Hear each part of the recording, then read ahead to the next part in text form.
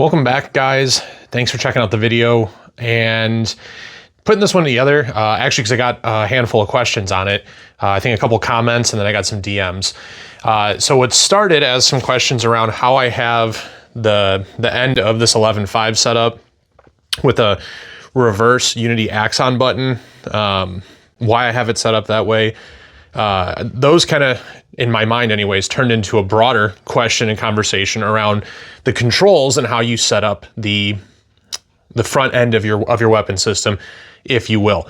You guys can see here, I just have a little finger stop from Arisaka. There's a couple other offerings on the market that I used to really enjoy and really embrace. And to be clear, I still really like those. But my thought processes and my just methodology behind how I manipulate the weapon system have changed a bit. This particular setup is not one that I like innovated, or if you even want to call it that, right? I actually borrowed this concept from Blake Flannery of Maneuver Training Solutions and Orion Training Group when I saw him in Pennsylvania about a month or a month and a half ago at this point. Tried it out and, hey man, that's actually kind of slick. I kind of like that. You actually remove a pressure pad from the equation. So we're going to talk a little bit about vertical foregrips, angled grips, hand stop, stuff like that. And then we're going to talk more about the controls and configuration on a rifle, and how you can set this up and maybe why some choices are better than others. I think that you see people switching that kind of stuff up on their guns a lot, right? Trying to find that secret sauce. And there's a lot of really strong opinions out there on, oh, you need to use this or that because you got to get all the way out on that gun, or you don't need to, and oh, you should build your grip setup around your pressure pads, which I used to really be one of those people. A little bit less now.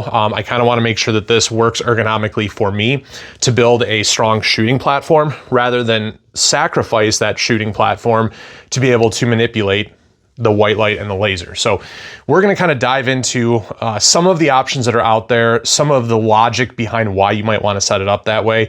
And then I'm going to talk a little bit more about this setup because that's really what sparked the conversation. So with that, let's get into it.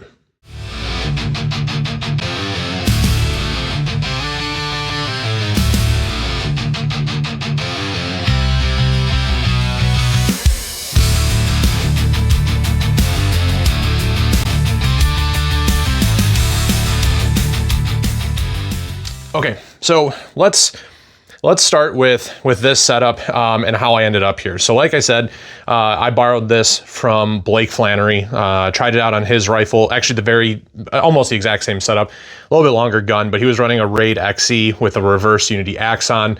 I knew I wanted to get into a Raid XE unit, so kind of tried it out when I saw him in Pennsylvania at Ben Franklin Range.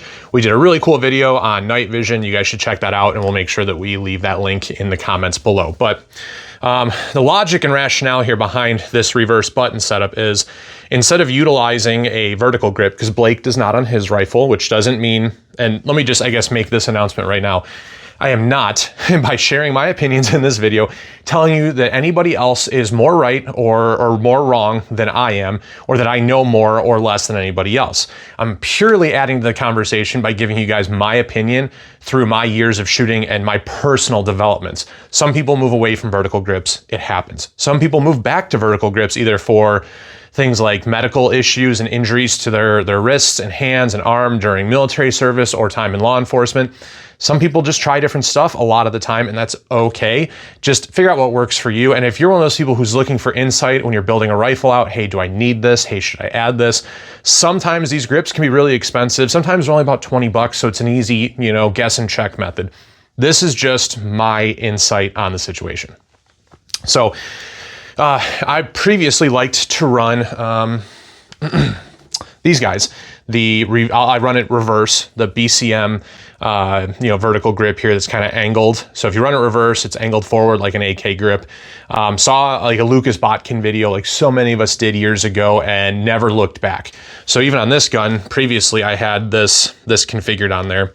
And it worked well enough while I was shooting, training, practicing. But knowing that I am at a premium of real estate on a shorter build like this 11.5, having pressure pads and having a laser like the Raid, where this is one of the things I don't love about the Raid. There's not too many, but this is one. The mounting solution is set up in such that the laser can't really be cheated past the end of the rail, and it's a longer rather than a wider unit. So you do have about, I don't know, maybe an inch or an inch and a half's worth of space to put any of your controls, and that also assumes that you're one of those people that doesn't like to reach all the way out to the end of the handguard.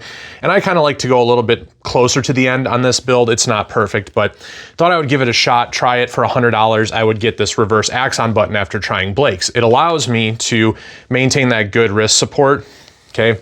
And this way I can lay the finger over the top of the laser here, not, right, activate the button, not activate the white light on the end of the gun here. Have a good index point on the very top of the laser unit. I might actually add a little piece of skateboard tape there just for indexing in low light and just having that different feel there. And when you put the Axon switch in reverse, you have to be very deliberate now with bringing your thumb back and pushing that to activate that white light. So it does eliminate the chances of a white light ND pretty greatly, in addition to the 100 Concepts cap that I have on the end of the light to begin with. Now, situationally, you don't want to have to stop in a stressful moment, right, to break your gun down and adjust your little cap here. So that might even come off. I don't know. I'm constantly reevaluating some of this stuff. So for me, tried the Unity Axon in reverse. It's a single lead to the SureFire light and just using the fire button on the laser. It has worked well for me. The one thing that I did different that I didn't experience when I tried Blake's is the finger stop down here from Arisaka.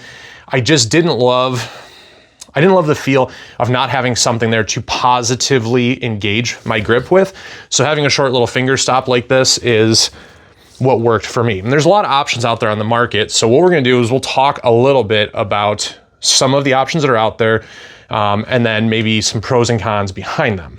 In the spirit of keeping things short and minimalist, a hand stop like this one from Rail Scales, I think this is their Carve, it's actually metal, is probably the next iteration past a finger stop. So if you like something on the back edge of your hand here that you can use to apply leverage and pull that gun into your shoulder, this is the next step if you don't like having something between your fingers.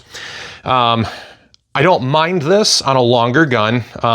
It does have like this pretty aggressive texture on the back side of it here, so I didn't want to use that in a finger stop type fashion, which I did experiment with, and no bueno for me. But you know, hand stops, they vary, right? So I know Magpul makes one. I think BCM makes one that Travis Haley kind of dreamt up and put together, the CAG, I think. And really all it is just giving you that stopping point, right? So if you have a grip on the gun, at some point you are going to want to pull that into your shoulder pocket, and if your hands are sweaty or something like that, or covered in blood maybe, I don't know, not to be gruesome, but you don't want that to slip back on the rail. You don't want to lose that purchase. That's where hand stops come in. I don't actually know if I have one of the Magpul ones, but if you need something low profile and minimalist because you don't want to snag on stuff, something like this could work. Additionally, there are other options on the market. Some of them, technically they're hand stops, right? So if we have the discussion around an SBR versus an AR pistol, hand stops really become the happy medium. So something like this from Irregular Defense, Slade's company has a super aggressive texture on it. This one is for Picatinny rail, and just slides down your rail. You got 2 hex head screws on here. You tighten it down, it friction locks in, right? And this one I ran for a little while. I moved away from a pick rail, so not currently in use. This is a little bit bigger than I think you might need. It's kind of a blend between an angled grip and a true hand stop when we start talking about hand stops. And when we're talking about hand stops, like I said, this is the Irregular Defense.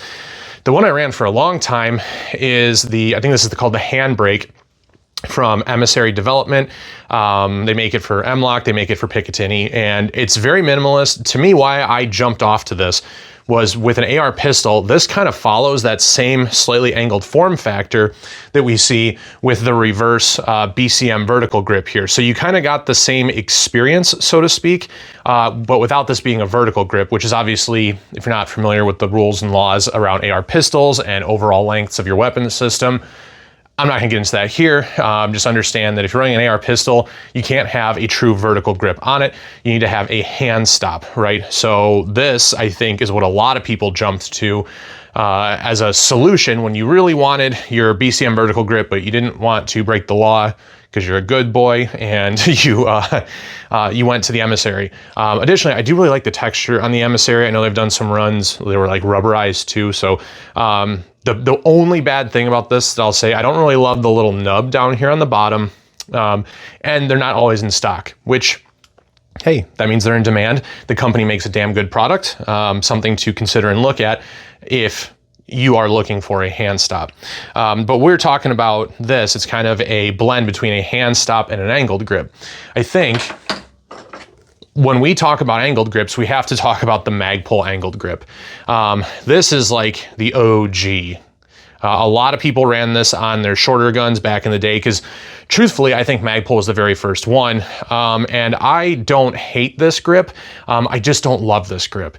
It takes up a lot of real estate under the rail. You have to run it with Picatinny rails. There's not really, in this exact version, there's not a offering in M-LOK. There is one we'll talk about in a second here that's from Magpul that is M-LOK.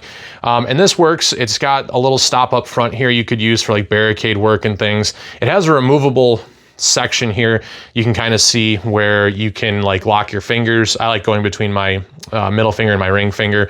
And then it's got a stopping point at the bottom of the grip here. It just, for me, kind of puts my hand at like a little bit of an unnatural angle. I was never quite comfortable with this. It always made me want to reach out a little bit further than I was comfortable with at the time.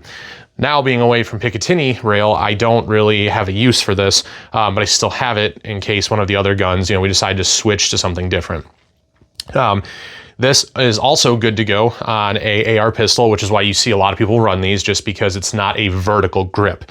Not that any of that makes any sense at all, but this is just another option out there. So hand stops and angled grips. And while we're talking about angled grips, it's different. It's very different. This is the M-LOK version of the Magpul angled grip. This is set up on my wife's rifle. She likes this because she just has shorter arms than I do.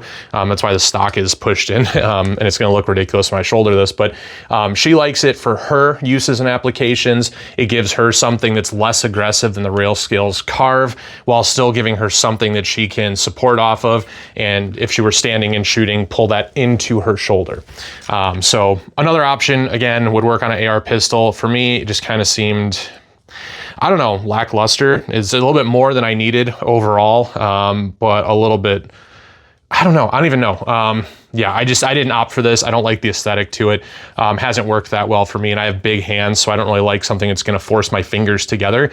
I wanted something a little bit different. And yeah, I could wrap my index finger around the end here, but just wasn't what I chose. So jumping back now to vertical grips, because that seems to be where everybody originally gravitated to. The reverse BCM grip was one I really liked. I did try the straight vertical Magpul grip. This was pretty popular for a while, and probably still is for a lot of you guys, just depending on maybe what your department or your agency issues you, or what you just have available at your local gun shop or sporting goods store. Again, this is specifically made for M-LOK because Magpul. Don't love this one as much. We ran it on one of my wife's guns for a hot second and ended up moving away from it. It's kind of got this weird indentation, this hourglass shape on the top half, which I find kind of ergonomically weird. But if you like it, you like it. If you don't, you don't. This is a pretty stubby grip in comparison to some of the more legacy options out there. The original vertical grip, at least as far as I know, would be something like the Knights Armament broomstick grip. So when we're talking about broomsticks, this is the Knights Armament broomstick, and yes, it is a real Knights. It's not a copy. So this was the original vertical grip that was designed to engage with a pick rail, where you see a lot of the designs today, even for Picatinny, which is kind of going further the way of the dinosaur than not. It was usually 2 screws that went in through the side. This was different because it was a really long plastic insert that you screw in on the bottom here, and a little peg at the top of it that engages with the notches in your pick rail, and that's what keeps it locked in. This was really popular for a long time, and because this became available, we used to teach shooting, right, where you would just grip around that bad boy, and you would pull that into your shoulder here, and that would be what stabilized you for firing. as we kind of learned more about performance-based shooting, we kind of got away from that.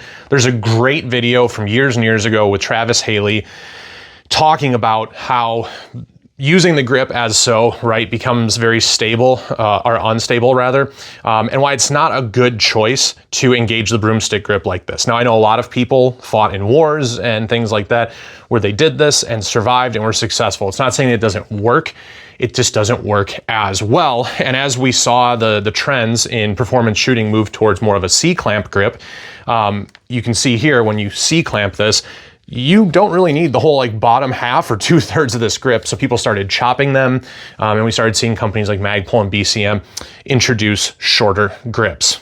Now, when we're talking about vertical grips and engaging controls with them, to me, this is where we start the discussion around pressure pads and some of the complication that comes with it. So if you have a single pressure pad on top of your rail, so in this instance, that's what we have. It's a single pressure pad, and it's a rather long one. I think it's 2 or 2.5 inches from this Streamlight HLX we have mounted here.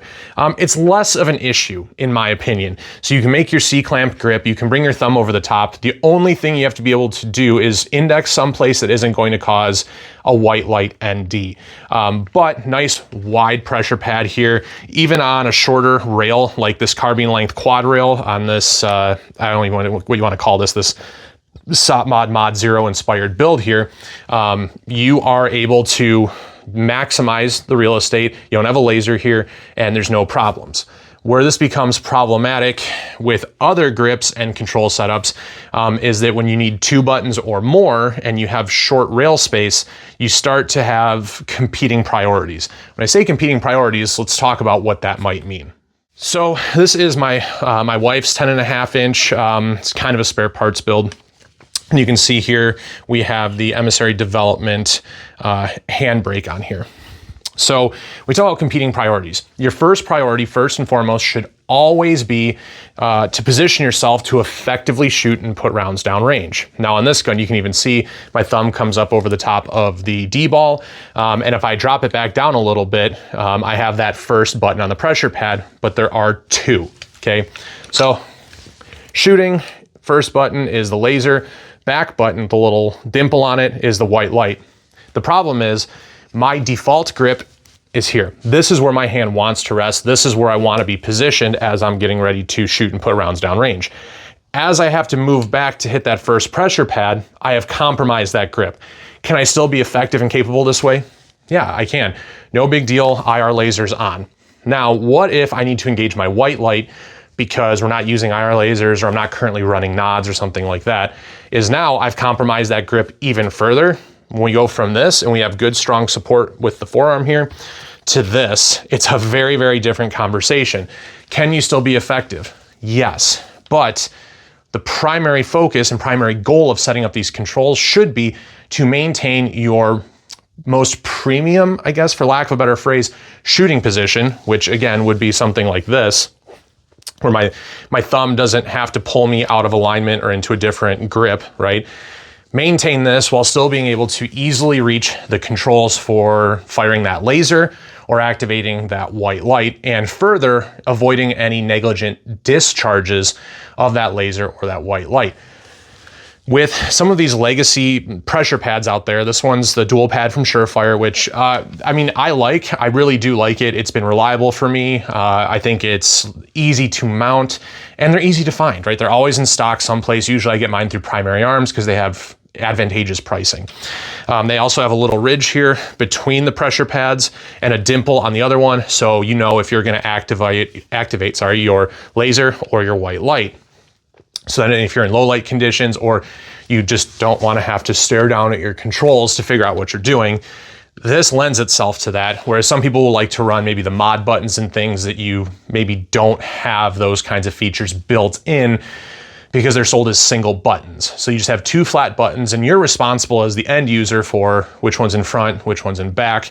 And yes, with training, that can obviously be overcome. I'm not saying that you should get rid of your mod buttons to run the SureFire dual pad. I'm just pointing out some of the benefits to this. But it is a longer switch. It's even a little bit longer than the Streamlight switch. And because you have to position your thumb to activate it in such a way, it does cause some compromises with your firing grip.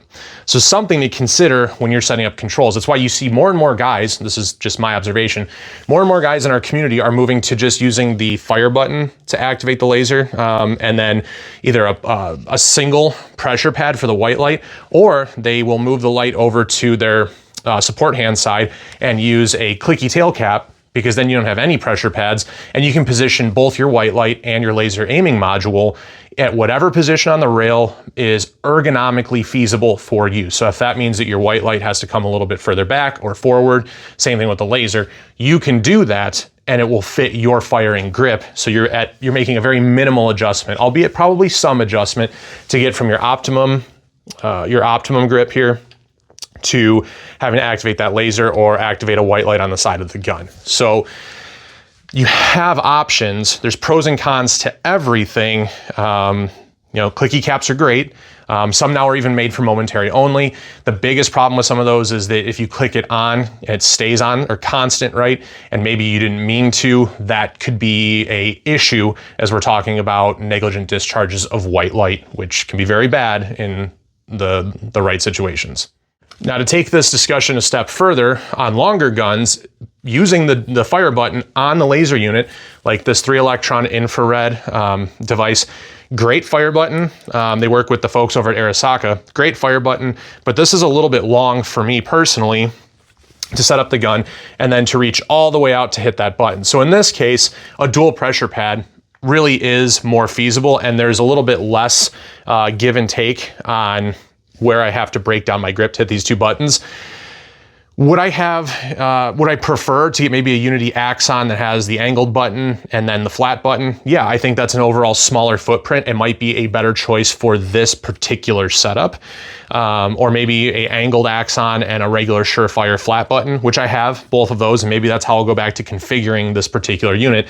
But if you're using the dual switch from SureFire on a 16-inch gun or a 14.5 gun, you may notice less issues with breaking up that grip. I find it to be most disruptive on the smaller platforms like your 11.5s, your 10.5s, maybe a 12.5, but I really haven't tried that. This is a 13.9. The upper is from American Defense Manufacturing. It's about as close as I can get it to the laser unit, honestly.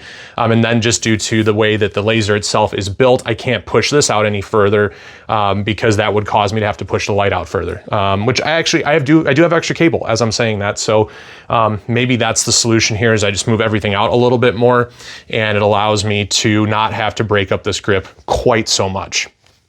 So testing, trial and error, a lot of that stuff goes into figuring out how to run your controls. Just be open-minded and understand that you may have to spend a little bit of money to get this figured out for yourself. Okay, so bringing it full circle, this is why I've kind of moved to the fire button on this particular gun and the reverse Unity Axon switch, finger stop, very low profile, very minimalist. And some of the issues that you have with a vertical grip are mitigated when you're talking about firing. So I have found in my own personal shooting that a more, flat grip on the gun, meaning less of an angled presentation. I don't even know what I'm trying to say here. The way that you grip with an angled grip can actually open you up to slightly pulling that gun down out of alignment. Whereas with this particular orientation where it's more straight into your shoulder, I find that I shoot smaller groups. I shoot a little bit tighter. Is that the end of the world? No. Does that mean that you can't shoot better groups with an angled grip? No, that's not what that means. I know there's guys out there that have been extremely effective in combat zones with vertical grips. DJ from GBRS Group comes to mind as somebody that is a real big proponent of using those reverse BCM vertical grips. Am I saying that he's wrong? Absolutely the hell not. I'm saying that for me personally, what I've found that works better for me within the last couple weeks here, I think, is the finger stop and a more slick setup on the rail to make sure I'm driving that pressure straight into my shoulder pocket as I get on the gun and not downward or, inducing some sort of pressure that isn't going to help me achieve what I want. And it's small stuff, it really is. But a lot of you guys that have been chasing those performance standards on handgun and carbine, right? You know that the smallest inputs can have greater effects, right, on your accuracy, especially when you start pushing out past 10, 15 yards, even to 50 yards, right?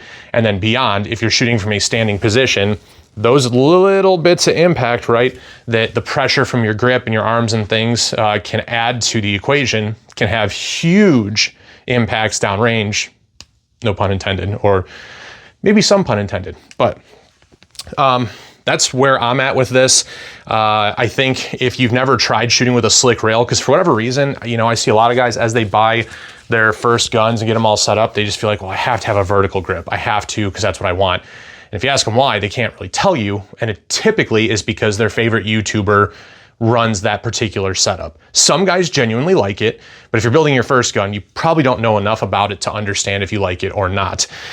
So if you do have a free floated rail, you know, regardless of barrel length, try shooting it slick first. Now, I will say if you do have, you know, like a front sight post with a very, very short quad rail or something like that, then maybe a little bit more feasible on shorter platforms like that, and not necessarily barrel length. We're just talking about the length of the rail, which is like 8 inches.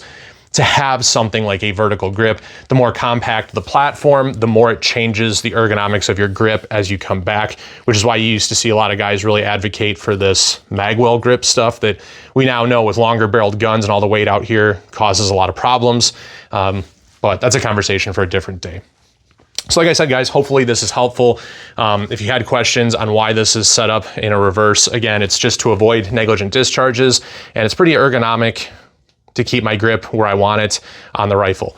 In a lot of instances, guys, you are going to lose something for what you're gaining here. I'm gaining way less of a chance of an ND and an overall slicker profile. What am I losing? I might have to break up my grip a little bit to do that, but I also don't have to run pressure pads. If I were to run a pressure pad behind this unit, I would be breaking my grip down a whole heck of a lot to get that second button back here. So just stuff to think about, things to put into the equation as you're trying to figure out how you want to set up your gun.